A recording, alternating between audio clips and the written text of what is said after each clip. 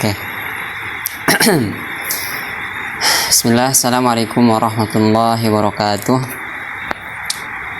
Alhamdulillah, salatu wassalamu ala rasulillah.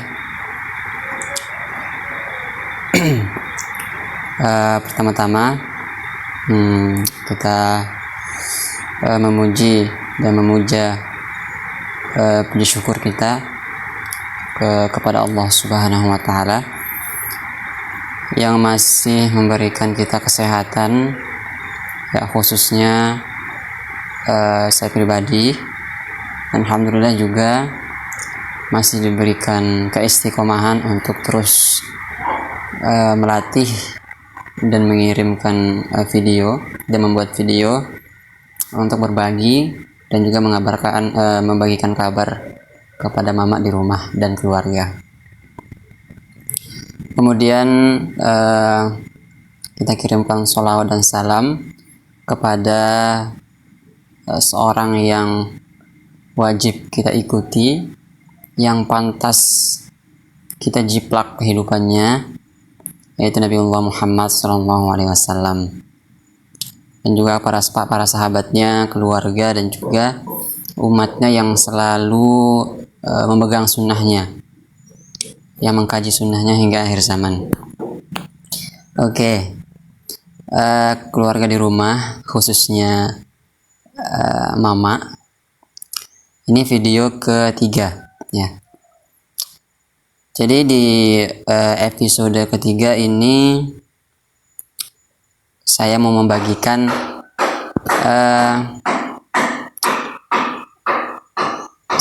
melanjutkan kegiatan kemarin. Ya, kegiatan kemarin itu yang mungkin mama kalau tonton videonya itu mengambil pelajaran dari pondoknya Abu Bakar As-Siddiq tentang bagaimana cara mengelola kambing yang mereka kelola. Jadi kita pelajari, dan alhamdulillah kita santri memulai dengan hal yang kecil, yaitu mengelola pangan ya. Jadi awalnya kita yang menstok pangannya, dan ada kejadian yang menarik yang ingin saya ceritakan, yaitu pentingnya mempelajari ilmu ya sebelum melakukan amal ya.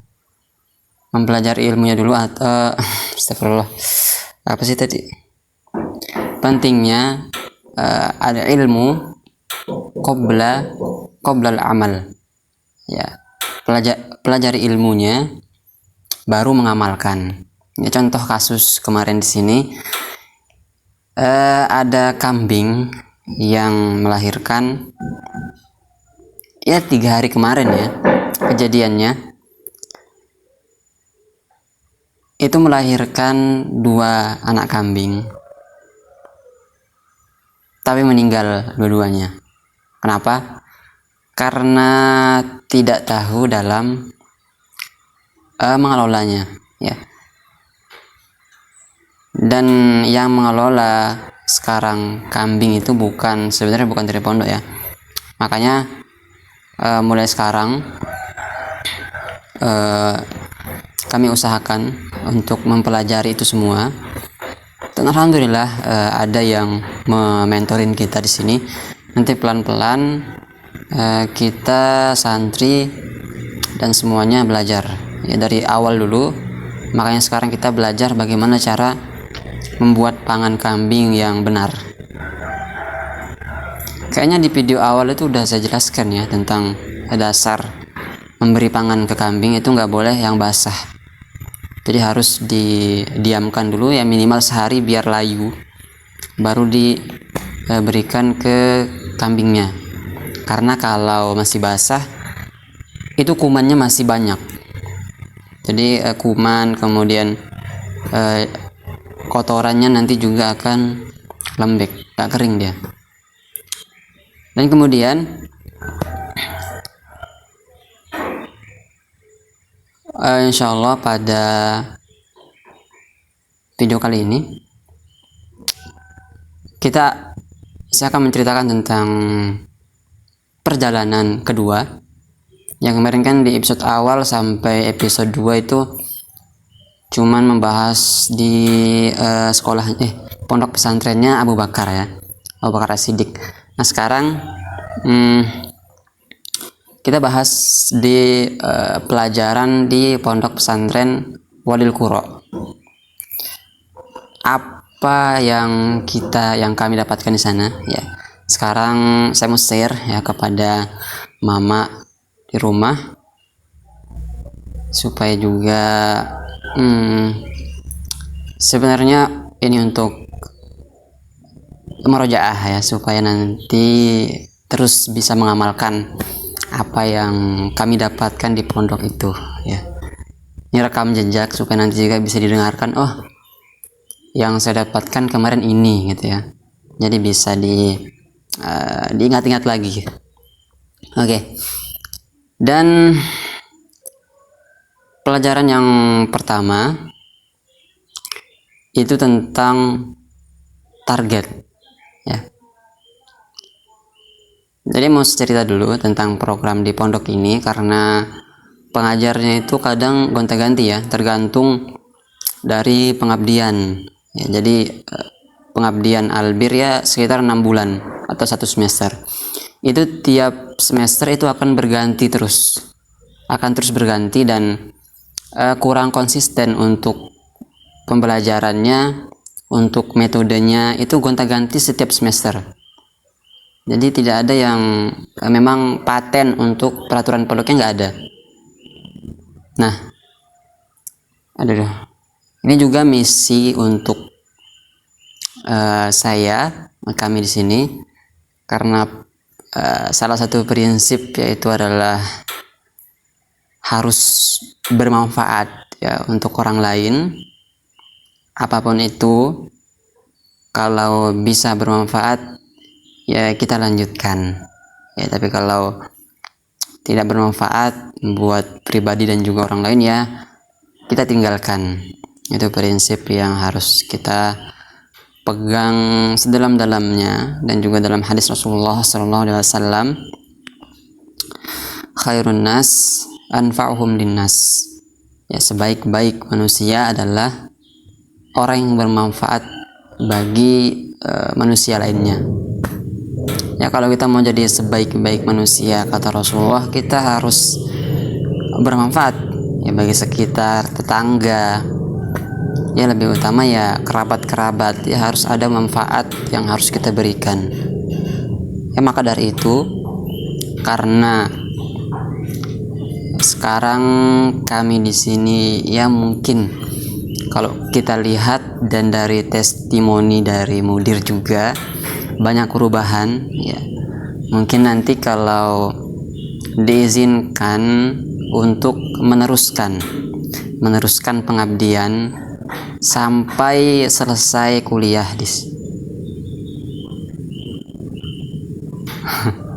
Oke. Kalau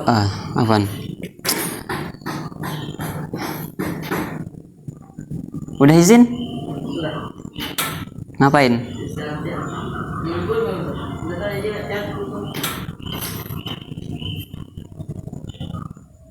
Oke.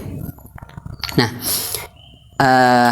karena tadi problemnya setiap semester itu terus berganti, maka dari itu nanti mungkin kalau tergantung juga dari pimpinan untuk memberikan kesempatan untuk melanjutkan ya. Ini juga untuk mama mungkin di rumah bisa mendoakan kami semua di sini yang berjuang agar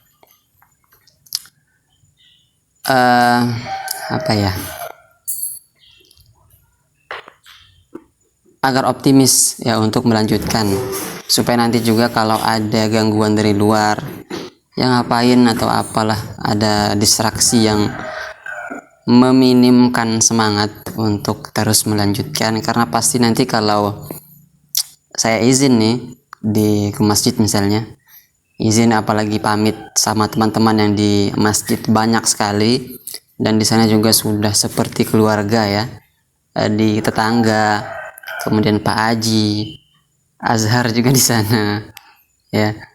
Nanti kalau banyak teman sebenarnya di sana di masjid, apalagi di percetakan itu tempat kita nongkrong, tempat nonton juga. Itu kalau izin pasti akan banyak sekali penolakan untuk stay di sini. Ya maka dari itu ya saya minta doanya ya, khususnya mama ya, karena doa orang tua pasti diijabah. Ridallahu fi ridal walidain ya. Ridho Allah itu terletak pada ridho kedua orang tua. Jadi kalau Allah mau ridho sama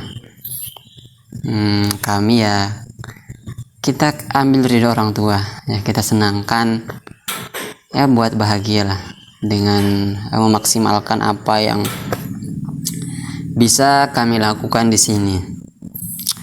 Maka dari itu buat mama di rumah, gimana nih pendapatnya tentang saya lanjutin di sini atau pindah ke masjid, tapi ya begitu-begitu aja ya. Yang saya pribadi yang saya rasakan kalau di sini itu perkembangannya agak pesat ya, bahkan keberanian untuk bicara seperti ini, kemudian retorika yang lumayan bagus itu muncul ketika saya berada di pondok ini, karena juga banyak yang support dan bisa berdiskusi dengan santri di sini. Karena di sini ada santri yang kadang lebih pintar ya daripada saya, dan juga hafalannya 30 juz selesai, dan kadang setoran murojaah ya 4 lembar gitu. Agak insecure juga kalau mereka setoran ya, karena hafalan saya agak berantakan, dan itu juga men-trigger atau memotivasi saya untuk terus bahkan mau murojaah, kemudian punya target-target dan semangat untuk membawa mereka untuk terus semangat dalam mempelajari ilmu agama Al-Quran dan hadis. Bahkan itu setiap ba'da sholat selain maghrib ya, karena maghrib itu tempat makannya, dan maghrib juga ada kelas tahsin masing-masing ya, kelas tahsin. Nah itu agak banyak waktunya, jadi setelah maghrib itu kita kosongkan. Jadi setiap ba'da sholat itu saya pribadi untuk komitmen untuk berbicara, apapun yang ada di otak itu saya usahakan untuk berbicara, karena untuk melatih juga public speaking dan storytelling yang bagus. Itu salah satu ya. Dan juga banyak ya, apalagi pada Isya itu saya beli buku ya, kemarin saya minta di Jambi 20.000 buat beli buku, dan sekarang nggak ada uang ya. Jadi belum saya beli ya, sekitar 20.000, ada yang 50.000 juga. Cuma nanti kalau ada uang saya beli lagi. Ya mungkin bisa dibantu ya, tapi nggak usah lah. Nanti insya Allah kayaknya dimudahkan. Dan habis Isya itu kegiatannya saya beli buku ya sekitar 20.000, ada yang 15.000. Bukan buku ini ya, bukan buku fisik, e-book, karena sekarang lagi tren e-book. Dan kemarin udah 3 buku yang saya bahas. Yang pertama itu tentang sholat ya, gimana cara kita menghadirkan full pikiran kita di sholat, gimana caranya kita itu merindukan sekali sholat ya, gimana caranya kita itu ketika sholat itu nikmat ya, sangat rindu ketemu dengan sang pencipta. Ketika sholat juga kita menggugurkan semua dosa. Ketika sholat kita menyerahkan, kita membicarakan semuanya masalah kita, Gimana juga ketika selesai sholat kita semua tenang, merasa semuanya itu berguguran masalah-masalah, karena kita sandarkan semuanya kepada Sang Pencipta Allah Subhanahu wa Ta'ala. Dan kemudian kemarin buku kedua, itu buku ke-1 lah, simpelnya begitu. Tentunya juga banyak tips-tips yang ada di ebook itu, bagus sekali. Harganya 20.000 kemarin aku beli.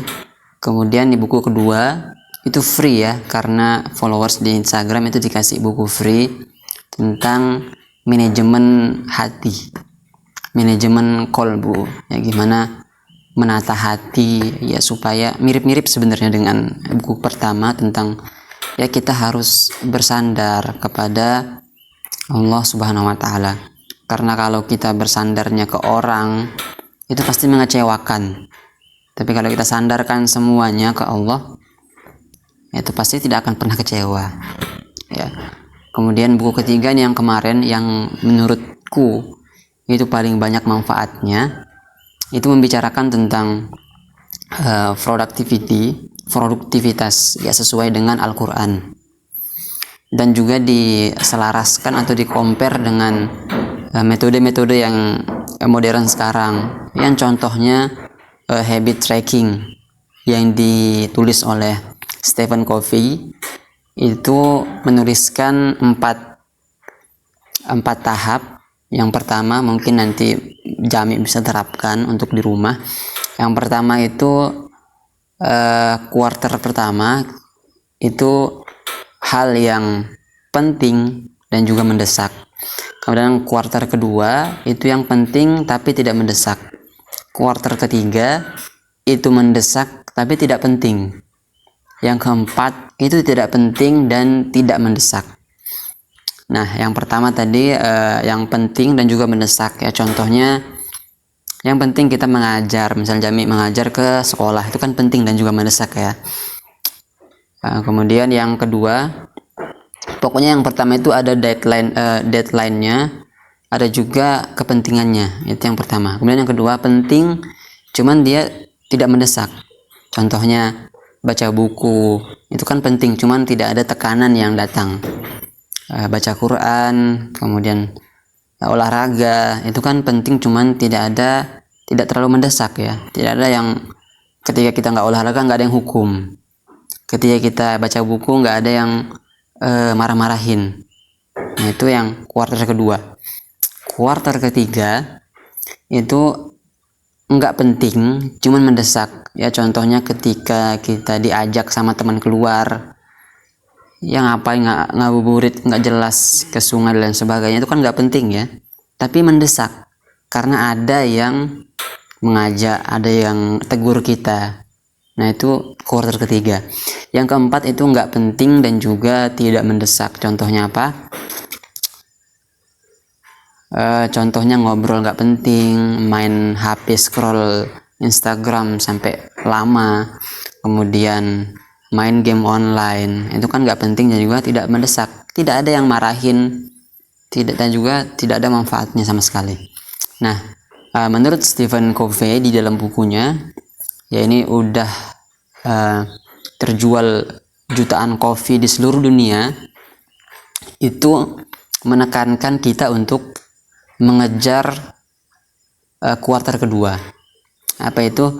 Kuarter kedua tadi yang penting tapi tidak mendesak.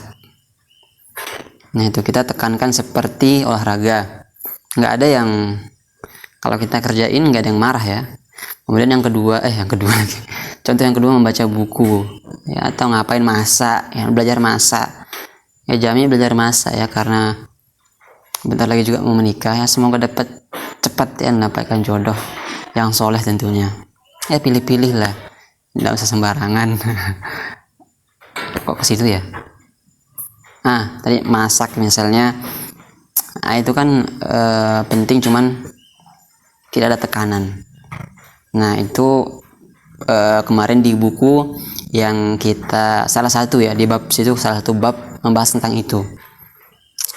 Dan alhamdulillah juga santri-santri ya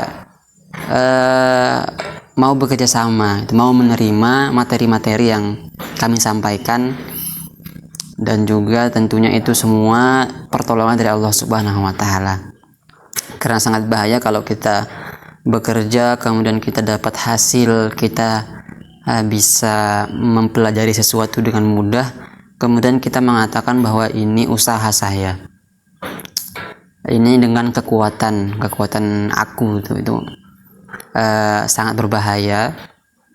Karena kalau kita mengatakan itu bisa bahkan bisa ke ini ya, ke syirik, bisa itu kayaknya ya, karena menggantungkan sesuatu bukan pada Allah. Karena semua yang terjadi, semua yang nih saya bisa begini pun bisa semangat, itu semuanya karena bantuan atau kekuatan dari Allah Subhanahu wa taala. Bahkan bisa berbicara, bisa berlatih, dan kemauan untuk terus belajar, itu saya yakin diberikan oleh Allah Subhanahu wa taala yang Maha Pengasih dan lagi Maha Penyayang. Nah, itu pelajaran yang ingin saya bagikan buat mama dan juga keluarga di rumah. Dan mungkin kalau ada yang nonton ya, dan juga saya nggak berharap buat ada yang nonton ya, semoga yang penting untuk share aja buat keluarga di rumah, untuk pelajaran yang saya dapatkan untuk sehari-hari ya, semoga bermanfaat ya. Sebagai penutup, kita doakan kepada seluruh kaum muslimin dan muslimat di seluruh dunia, khususnya di Palestina ya, yang sekarang masih terus dibombardir oleh Israel. Kita terus mendoakan agar juga kita dapat pahala dari mereka. Kita doakan, kita support dengan harta ya, apapun, boykot juga insya Allah juga berpengaruh ya. Itu aja yang bisa kita lakukan.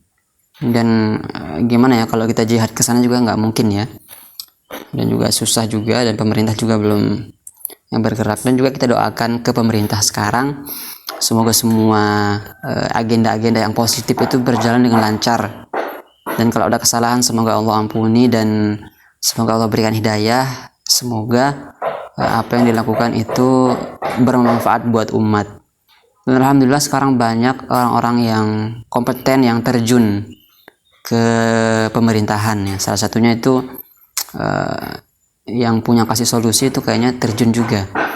Karena saya istiqomah alhamdulillah untuk mendengarkan kasih solusi, bagus banget ya buat para pembisnis untuk mendengarkan insight-insight yang mereka bicarakan.